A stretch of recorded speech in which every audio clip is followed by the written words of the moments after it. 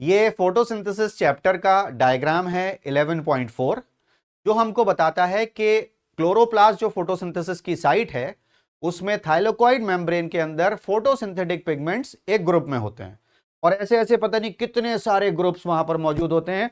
इस ग्रुप का नाम है लाइट हार्वेस्टिंग कॉम्प्लेक्स, LHC इसकी एब्रीविएशन है और इसी का एक और नेम है दैट इज फोटो सिस्टम।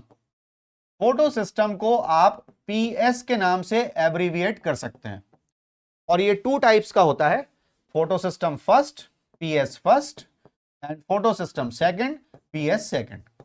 ठीक है, अब होता क्या है, जब सन से लाइट आ रही है, फोटॉन्स आ रहे हैं, तो सारे पिगमेंट लाइट एब्जॉर्ब कर रहे हैं। ये कोर पार्टिकल्स कहलाते हैं, ये एंटीना मॉलिक्यूल्स कहलाते हैं। ये लाइट एब्जॉर्ब करके अपनी एनर्जी ट्रांसफर करते हैं इस स्पेशलाइज्ड क्लोरोफिल ए मॉलिक्यूल को जिसका नाम है रिएक्शन सेंटर, और ये सबकी एनर्जी लेकर के एक्साइटेड स्टेट में आ जाता है जो कि स्टेबल नहीं है। तो ये इलेक्ट्रॉन रिलीज कर रहा है वापस ग्राउंड स्टेट में आने के लिए और इलेक्ट्रॉन को एक्सेप्ट करते हैं प्राइमरी एक्सेप्टर। अब जब हम नेक्स्ट डायग्राम पे चलते हैं दैट इज 11.5, वहां हमको क्या पता चलता है कि ये जो दोनों हमने देखे PS फर्स्ट और PS सेकंड, PS फर्स्ट और PS सेकंड, ये कोलैबोरेशन में काम कर रहे हैं, कोलैबोरेशन में वर्क कर रहे हैं। कोलैबोरेशन में कैसे काम कर रहे हैं, दोनों का जो रिएक्शन सेंटर है वहां पर लाइट आ रही है, ये आप देख सकते हैं। ठीक है, ये लाइट एब्जॉर्ब कर रहे हैं। जब फोटो सिस्टम सेकंड पर लाइट आई, इसने इलेक्ट्रॉन रिलीज किया, तो ये इलेक्ट्रॉन पहुंचा प्राइमरी एक्सेप्टर के पास। वहां से ये जब इलेक्ट्रॉन ट्रांसपोर्ट सिस्टम के थ्रू होता हुआ आगे बढ़ा, तो ये इस सेंटर को लौट करके नहीं आया, ये अपने रिएक्शन सेंटर को रिड्यूस करने नहीं आया, ये पहुंचा रिएक्शन सेंटर के पास जो कि फोटो सिस्टम फर्स्ट का था। और इस बीच में इसने क्या किया, इलेक्ट्रॉन के चलने से प्रोटॉन का ग्रेडियंट बन गया। प्रोटॉन ने एक्टिवेट किया एंजाइम ATP सिंथेज को। यह बहुत इंपॉर्टेंट कॉन्सेप्ट है। ATP सिंथेज जो एंजाइम है इसके एक्टिवेटर होते हैं प्रोटॉन। तो जब इलेक्ट्रॉन्स मूव करते हैं तो प्रोटॉन का ग्रेडियंट बनता है। प्रोटॉन एक्टिवेट करते हैं एंजाइम ATP सिंथेज को, तो ATP का फॉर्मेशन हुआ। अब क्योंकि इलेक्ट्रॉन लौट करके अपने रिएक्शन सेंटर के पास नहीं आया, इसको रिड्यूस करने के लिए इलेक्ट्रॉन्स आते हैं वाटर की स्प्लिटिंग से, जिसको कहा जाता है फोटोलिसिस ऑफ वाटर।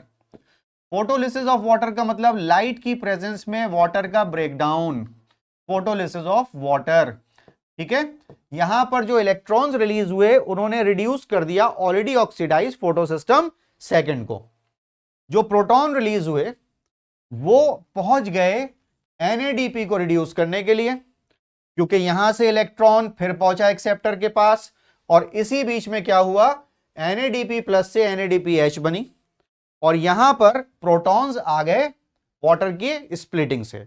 फिर आपने सुना होगा कि ऑक्सीजन रिलीज होती है फोटोसिंथेसिस में, वो यहीं से आ रही है, वाटर से आ रही है। तो क्योंकि ये दोनों फोटो सिस्टम मिलकर के काम कर रहे हैं, जो इलेक्ट्रॉन रिलीज हुआ वो वापस लौट करके नहीं आया, इसीलिए इसका नाम नॉन साइक्लिक फोटोफॉस्फोराइलेशन भी होता है। और क्योंकि ये लेटर Z की तरह लग रहा है, इसलिए इसका नाम Z स्कीम भी है।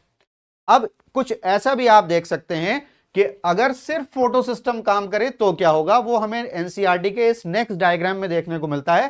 दिस इज 11.6 फिगर, जिसको कहा जाता है साइक्लिक फोटोफॉस्फोराइलेशन। इसमें क्या हुआ, लाइट आई फोटो सिस्टम फर्स्ट के रिएक्शन सेंटर के पास और सारे पिगमेंट्स के पास, जिसका नाम है P700, क्योंकि ये 700 नैनोमीटर की लाइट एब्जॉर्ब करता है।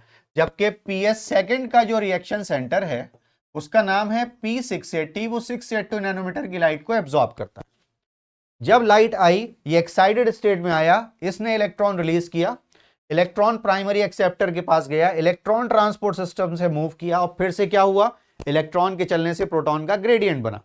फिर क्या हुआ, प्रोटॉन ने एंजाइम को एक्टिवेट कर दिया, that is called ATP synthase, तो ATP का फॉर्मेशन यहां पर हो गया। जो इलेक्ट्रॉन इस रिएक्शन सेंटर से निकला वो लौट करके इसके पास आ गया, इसीलिए इसका नाम है साइक्लिक फोटोफॉस्फोराइलेशन।